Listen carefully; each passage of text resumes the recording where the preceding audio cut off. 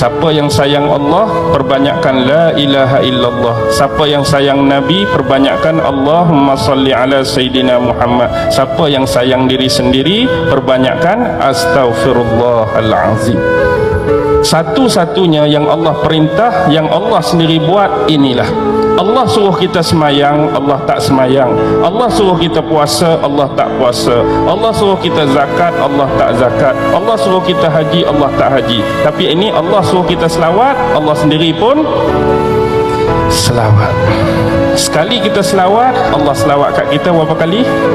10 kali kita selawat, 100 kali. 100 kali kita selawat, 1000 kali. Apa lagi yang kita nak kalau hari-hari 1000 kali Allah selawat atas kita? Tapi dah kita tak mau, kita abaikan selawat, kita lalaikan selawat, kita lekakan selawat. Kalau orang tahu fadilat dan kebesaran selawat, orang pasti tak akan meninggalkan selawat. Selain hubungan silah kita dengan Nabi Muhammad sallallahu alaihi wasallam, antara umat yang dia paling kasih ialah umat dia yang memperbanyakkan bacaan selawat atas dia.